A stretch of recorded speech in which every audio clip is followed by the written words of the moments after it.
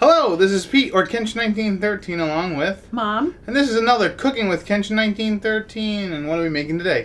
Today we're going to make an Italian cookie. We call them iguan. Sometimes you'll hear them called angel wings.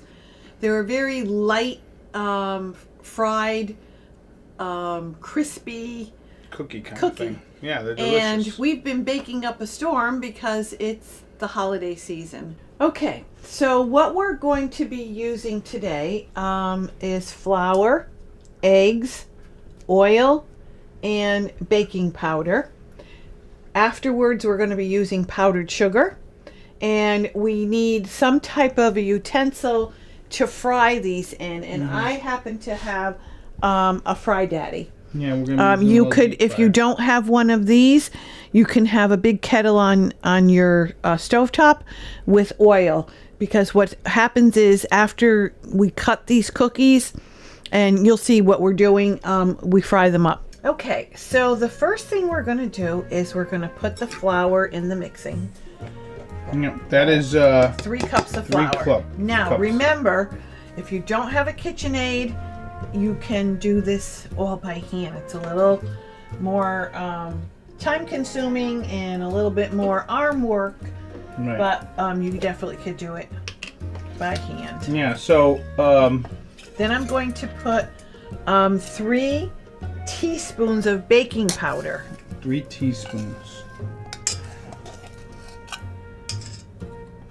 But yeah, so this recipe also, we were talking to my dad about it. It's also kind of called why too, because what ends up happening is people will say, "Are you eating the? Did you have that cookie?"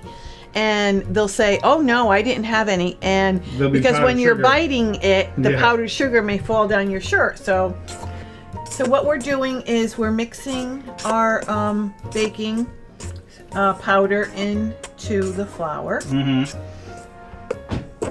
And then we're going to make kind of a well. Right, because we're gonna be adding the eggs and the oil. So we're going to be adding our eggs. So this is 6 eggs. 6 eggs. This is actually a recipe from my great-grandmother, my mom's grandmother.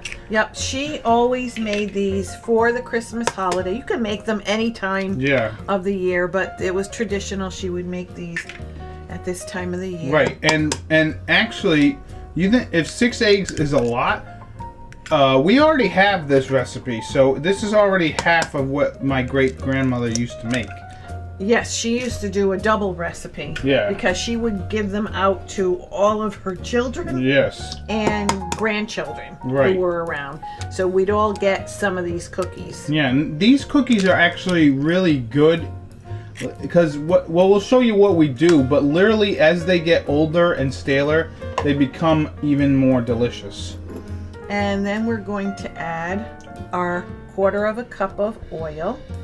This is vegetable oil that we're using. Yeah. Okay. I wouldn't use olive oil. Well, actually, no, olive oil would be a little bit too rich. Right. So we would not use that.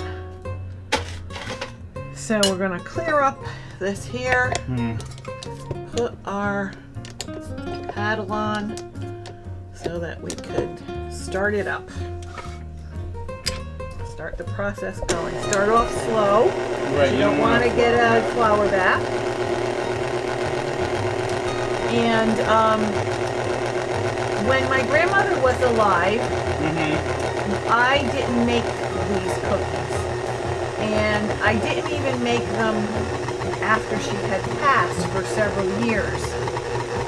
Because there were just some recipes that she had that we couldn't do them we as could good not as recreate it.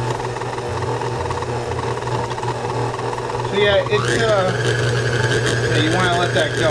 But no, the thing about these cookies is my great uncle, my mom's uncle, he's still around, and every time my mom makes them, he loves them. We make a whole thing just for him, like a a big batch just from... I remember the first time that I actually made them. Yeah. And you'll see when we're doing this, is that these have to become almost paper thin as you're rolling them out. And I know in some places they're a little thicker, so the taste of them is not the same to us. And I could remember rolling them, and I actually heard my grandmother in my ear saying, "No, you gotta do it a little thinner. You gotta do it a little thinner." Yeah. So yeah, when she was making them. But yeah, so what we have to do now is this is kind of it's a little sticky still, as you can see. But what we're gonna do is now we're gonna take parts of this out and we're gonna roll them up, and we'll show you what we do. Okay, so this, when I was taking the little bit that was on the paddle, it came off really easy. It is a little sticky, but as it sets for a little bit, it's not really very, very sticky. Right. So I'm going to take some of it out so that we can start to roll a piece. Right, and now we actually have my pop in here, and he's helping.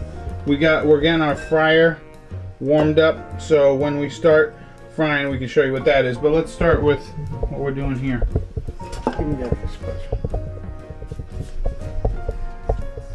So what my mom is doing is pretty much just flouring up the dough.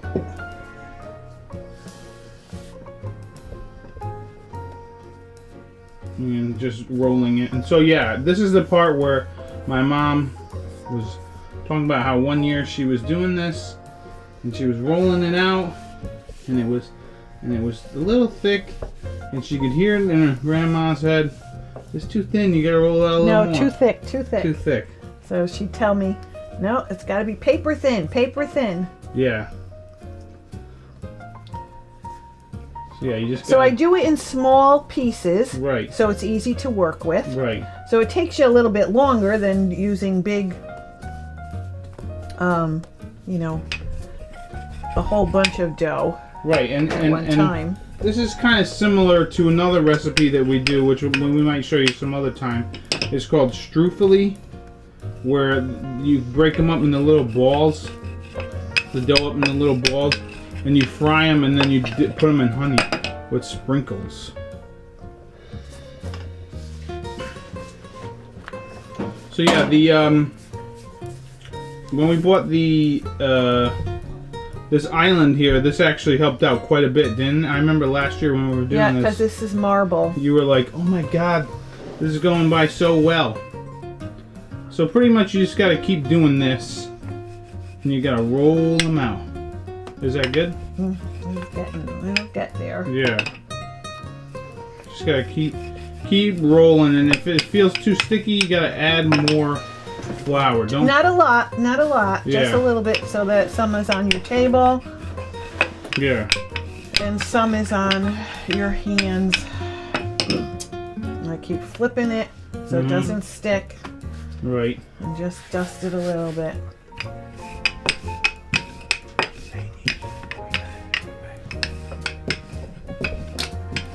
All right, now I don't know if you could see this, but you could almost see through the... Yeah, it's very thin. You could see it. Look how thin this is. Yeah, it's very thin, like almost breaking thin. This is why you want it very thin, because not only it also actually helps when it cooks. It's a lot quicker. It lifts too, because of the baking powder, right? Mm-hmm. All right, so you got it really thin. Show them what you got to do next, Ma. Okay, so now... If you recall from our previous episode when we were making pies, I have a pastry wheel, but if you don't have a pastry wheel, totally use a you knife. can use a knife that's got a little bit of serrated edge to it. Yeah, so what you're going to do... So I'm going to cut these in strips. Right. Now the traditional way of doing this is either you could knot it or... Make like a bow kind of thing. You know, like those bows you see for breast cancer thing? And then you would put a hole in the middle and then twist them. Now you just have to be careful with doing this. You see what I'm doing? So you would take one end, Mm-hmm. flip it through and flip it through this way. Yeah. So it's kind of a knot. Yeah. And I'm gonna try one little piece Yeah. in the fryer Yeah. because I want to see if the oil's hot enough. Alright, so now we're gonna try a little piece just to see if the oil's hot. Not quite yet. Not quite yet. Once it gets hot and once it Because gets going. what happens is that you saw it dip down, it'll come right back up Right. immediately. See, so it's not hot enough yet. Right, and all you want to let these do is get golden brown on each side. About maybe 2 minutes each Yeah. side, not even. And we'll show you what it looks like. My mom will start making them, and I'll show you the process as my dad. You just want to flip them. All right, so as you can see, now the oil has gone up to snuff as you saw. Did you see that? How it just popped up like that? And you could probably, if you're using a regular fry daddy like this, you probably threw in 3 or 4 of them at a time. So another item, or if you're using a big cast iron kettle where you got oil, what you're gonna do is just get a pan with some paper towel on it, and you're just gonna put them over there. See how it's getting Golden brown. the second one's getting kind of brown. So yeah, you just gotta fry them up, and my mom will show you how to cut them once again. So yeah, you could just throw them in there as a strip, or you could throw them in there as the thing that my mom did with the thing in the middle. Actually, if you put the hole in the middle, it actually helps cook it a little quicker because there's more surface area.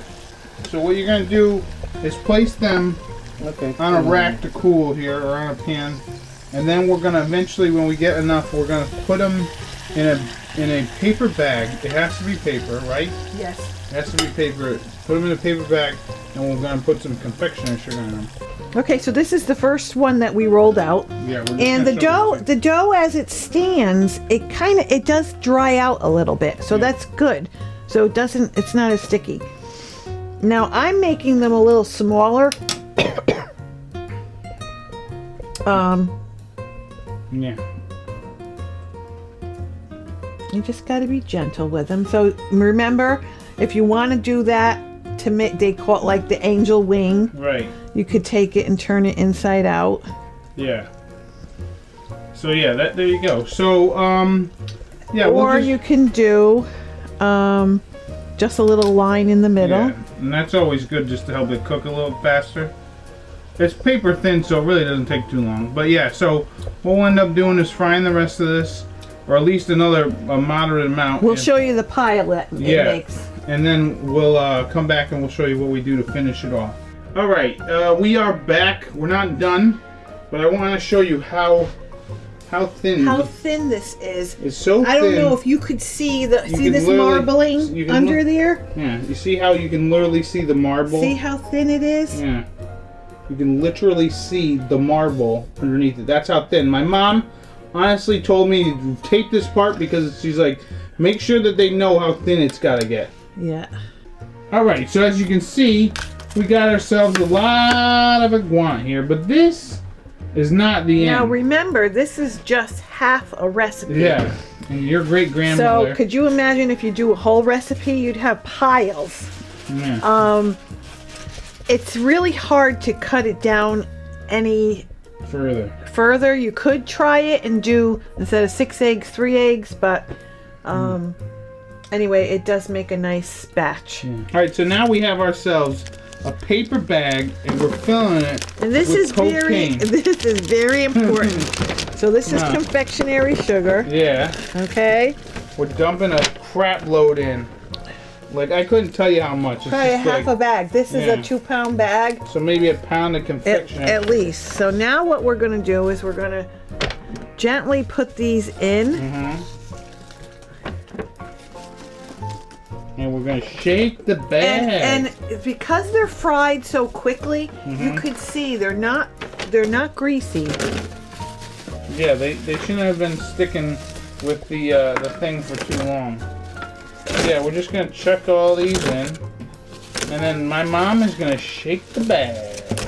Well, we're actually going to gently toss it back and forth. Gently toss it, shake the bag, same thing.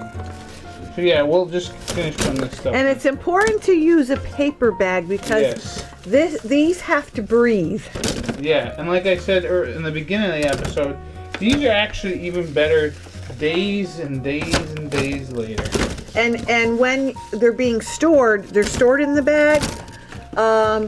You could put a plastic bag on the outside, but you have to leave the top open. Yeah. Yeah, you gotta leave these open. Like I said, they get better. They're like a fine wine. They get better with age. We're getting every last little drop. Yeah, you gotta get everything in there. It kind of reminds me of like a wonton. Yeah, kinda. It's got that flaky. And so next you're just gonna kind of toss it like so. Really get the powdered sugar all over this thing. Alright, after a period of generous shaking, what we have is our iguana, our angel. We're gonna put some on a plate. Yeah, they're gonna be delicious. So here's our iguana, as you can see. It is full of sugar and delicious. Let's take light, very light. I'm gonna take the top and as you one. can see, there's all different sizes when you're cutting them. So Pete's got a long one. Here's a shorter little piece. Yeah, they're good. They're nice and crunchy. The powdered sugar is really good. Yeah. And like I said, these are getting better with age. And as you can see, this is why they call you a liar. Because you're getting powdered sugar all over yourself. And you ask you, do you need one? No. No. Of course you're a liar because you got all that powdered sugar. So, before we go, I just want to plug our book again. Chai Fame Manja. It's our cookbook. You can get it at our store on Etsy. We just made it. It's a brand new cookbook and it's only $13. Got over 140 recipes. So yeah, it's pretty cool. But I've been Pete, or Kenshin1913, along with Mom. This has been another Cooking with Kenshin1913. Enjoy and happy eating. And Merry Christmas. Happy holidays. Happy New Year.